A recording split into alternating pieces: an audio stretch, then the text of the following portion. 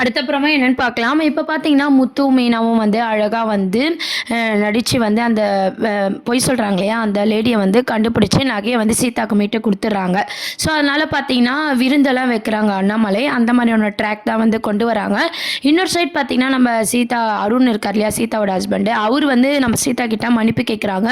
அப்போ வந்து டாக்டர பார்க்கலாமா? அப்படின்னு சீதா கேட்கும்போது, நம்ம அருண் எப்படி பிஹேவ் பண்றாருன்னா, எங்க அம்மா இறந்த மாரி உங்க அம்மா இறந்தா தான் உனக்கு அந்த துக்கம் தெரியும் அப்படின்ற மாதிரி அவர் வந்து பிஹேவ் பண்ணிட்டு இருக்காரு.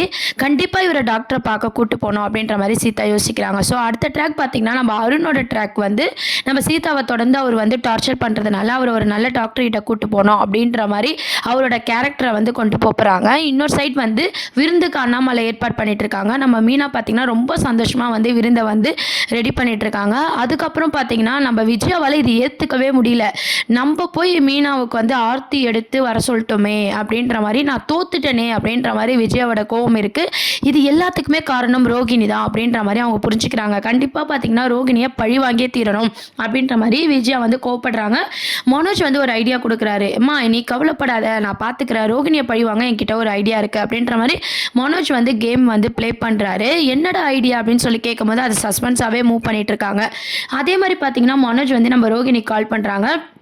என்ன சொல்லு மனோஜ், உன் கால்க்காக தான் நான் வெயிட் பண்ணேன், எத்தனை நாள் ஆச்சு உங்ககிட்ட பேசி அப்படின்ற மாதிரி வந்து ரோகிணி வந்து பேசிகிட்டு இருக்காங்க. மனோஜ் வந்து ஷோரூமுக்கு வர முடியுமா, உன்னை பார்க்கணும் அப்படின்ற மாதிரி கூப்பிட்றாரு. ரோகிணிக்கு பார்த்தீங்கன்னா ஒன்றுமே புரியல.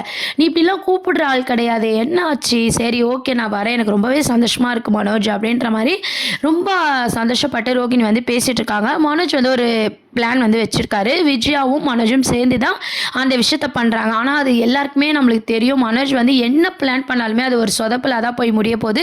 ரோகிணி ஜெயிக்கிற மாதிரி தான் டேரக்டர் சார் வந்து மூவ் பண்ண போகிறாரு. ஸோ மனோஜ் பிளான் என்னவா இருக்கும் அப்படின்றதும் வெயிட் பண்ணி பார்க்க வேண்டியது இருக்குது.